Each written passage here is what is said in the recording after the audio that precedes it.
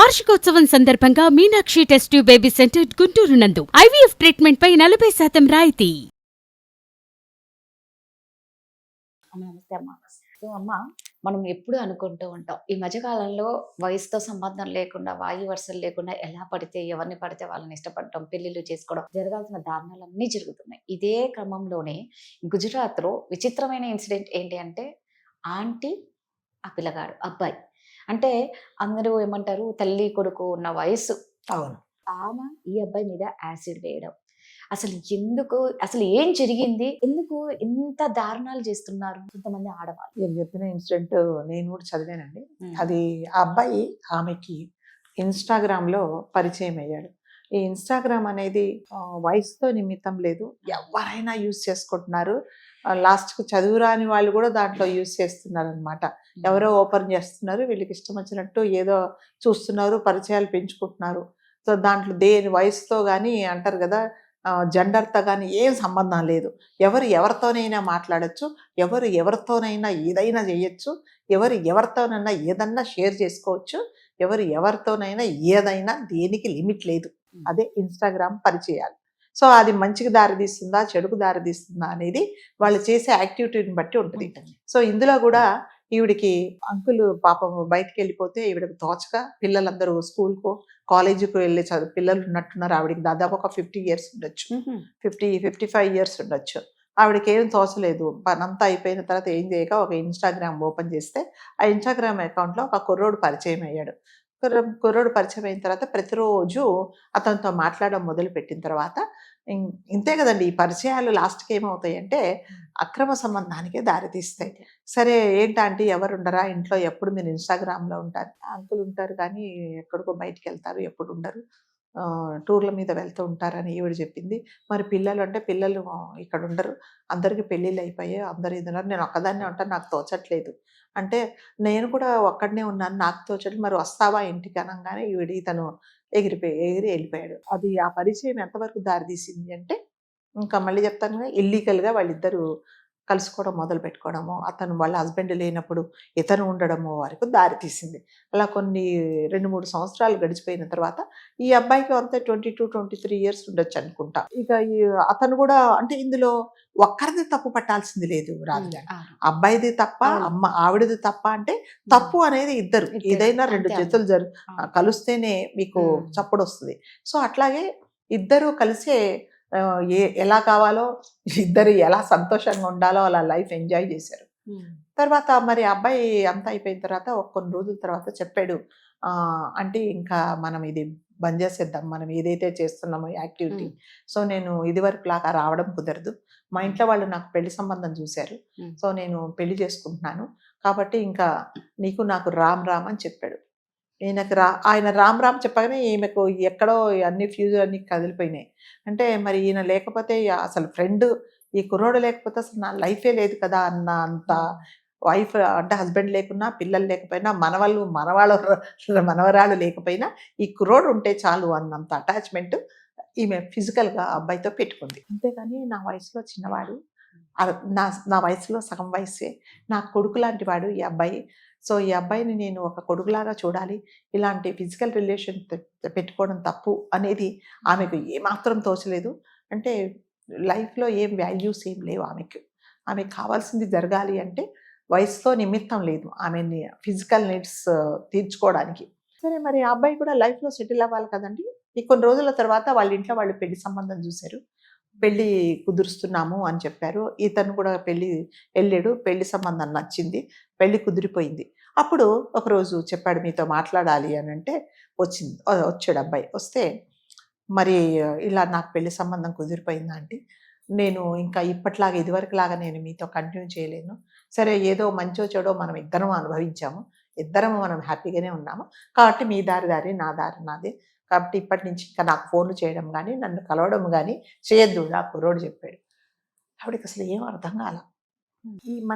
వీళ్ళిద్దరికి ఉండే బాండింగ్ అనేది ఇది చాలా టెంపరరీ, ఇది శాశ్వతం కాదు, నా భర్తతోనే నాకు శాశ్వతమైన బంధం ఉంటుంది, కాబట్టి ఈ మధ్యలో పరిచయమైన వాడు నాతో పాటు ఉండడు అనే నిజాన్ని ఆమె తెలుసుకోలేకపోయిందని. నా వయసు నాకంటే వయసులో సగం కంటే తక్కువ ఉండే వయసు కుర్రవాడు మా అబ్బాయితో సమానం అని తెలుసుకోలేక ఆవిడకి పిచ్చి ఎక్కిపోయింది. అలా ఎలా చేస్తావు, నన్ను వదిలేసి వెళ్ళిపోతావు అంటే, నేను మీతో పాటు ఉండలేను. సరే ఇద్దరం, నేను కాదు మీరు కాదు, ఇద్దరం మనం లైఫ్ ఎంజాయ్ చేసాం కాబట్టి ఇంక ఇలా కుదరదు అని చెప్పి, సరే మరి ఇక ఆవిడ జీర్ణించుకోలేకపోయింది. నేను ఇంకొకసారి సరే అని చెప్పి వెళ్ళిపోయాడు. ఆవిడకి ఇంకా ఏం చేయాలో తోచలేదు. నెక్స్ట్ డే మళ్ళీ ఫోన్ చేసింది. ఫోన్ చేస్తే ఇతను ఏం చేశాడంటే ఈవిడ ఫోన్స్ బ్లాక్ చేసేసాడు. చేస్తే లాస్ట్కి ఏం చేసింది, వేరే ఫోన్ నుంచి చేస్తాడు, లిఫ్ట్ చేశాడు. సరే నువ్వు ఎట్లాగా వెళ్ళిపోతున్నావు కదా, నీ లైఫ్ నువ్వు చూసుకుంటానన్నావు, మరి లాస్ట్ చివరిసారిగా ఒకసారి నాకు కనిపించి వెళ్ళిపో అన్నది. లేదు కుదరదు అన్నాడు.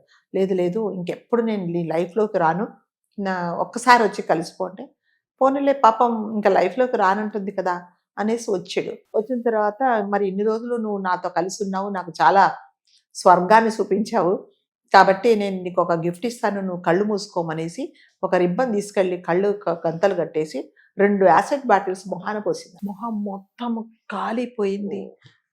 ఆ పోసే క్రమంలో ఈవిడ మీద కాళ్ళ మీద చేతుల మీద పడ్డాయి. అబ్బాయి ఒళ్ళంతా మండిపోయింది, చర్మం ఎక్కడదక్కడ ఊడొచ్చేసింది. హాస్పిటల్కి తీసుకెళ్ళారు. తీసుకెళ్తే ఎందుకు ఏమైంది అని అంటే, ఈవిడ పారిపోయింది. ఇంకా ఎందుకంటే ఇది చేశాను నేను, అందుకని ఆమె పోసిందంటే తీసుకెళ్ళి అరెస్ట్ చేసి. లైఫ్లో ఏం జరిగింది రాధగారు, ఏమొచ్చింది నీకు? నీ భర్త ముందు, కన్న పిల్లల ముందు, మనవడి ముందు, మనవరాళ్ల ముందు నువ్వు తల దించుకున్నావు అంటే నువ్వు అప్పుడే చనిపోయినట్టు కదండి. ఎప్పుడైనా రాధగారు మన జీవితంలో మన పిల్లల ముందు మనం తల వంచుకుంటే పని ఎప్పుడు చేయకూడదండి, నిజంగా ఎప్పుడు చేయకూడదు. వాళ్లకు మనము సంజాయిషి చెప్పాల్సిన పరిస్థితి అనేది మన జీవితంలో రాకూడదు. నిజమమ్మా, రాకూడదు.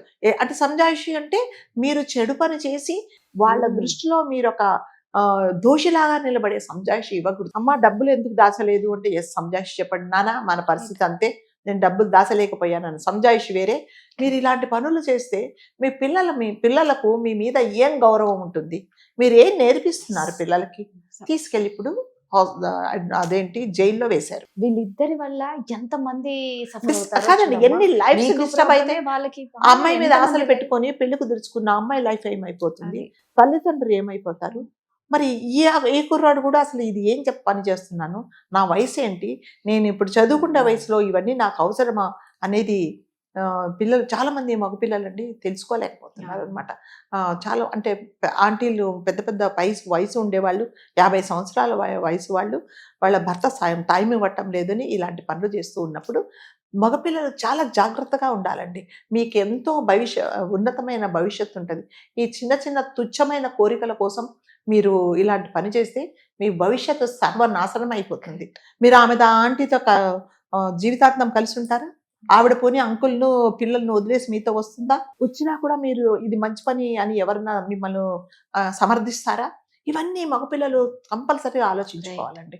లేకపోతే వాళ్ళ జీవితాలను వాళ్ళు నాశనం చేసుకుంటే, ఇప్పుడు చూడండి కళ్ళు పోయినాయి, ఒళ్ళంతా కాలిపోయింది, ఏం చేస్తావు ఇప్పుడు? నువ్వు ఎవరు నిన్ను అయ్యో పాపం అని ఎవ్వరు అనట్లేదు. ఇన్స్టాగ్రామ్లో కానీ ఎక్కడైనా రాధగారు పరిచయాల వరకే పెట్టుకోవాలి, అంతేకాని మీరు ఆ బౌండరీస్ దాటేసి మీరు ఇలాంటి వేషాలు వేస్తే ఏమవుతుందంటే మీ జీవితాలను మీరే నాశనం చేసుకున్నట్టు. ఎస్, ఇన్స్టాగ్రామ్లో యాక్టివ్గా ఉండండి, వాట్సాప్లో యాక్టివ్గా ఉండండి, ఫేస్బుక్లో యాక్టివ్గా ఉండండి, తెలియని విషయాలు తెలుసుకోండి, మీ జీవితాలు బాగుపడే విషయాలు తెలుసుకోండి.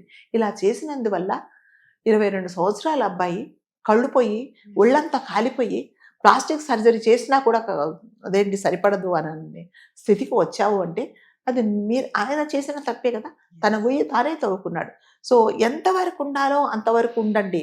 మనం ఆడవాళ్ళని అనకూడదు, కానీ కొంతమంది వయసు ఎక్కువైన ఆడవాళ్ళు ఏం చేస్తున్నారంటే వాళ్ళ సంతోషం కోసం మంచి భవిష్యత్తు ఉండే మగపిల్లల్ని నాశనం చేస్తున్నారు. కాబట్టి ఆంటీ అంటే అమ్మ, ఆంటీ బదులు ఇప్పటి నుంచి అమ్మ అనే పిలవండి.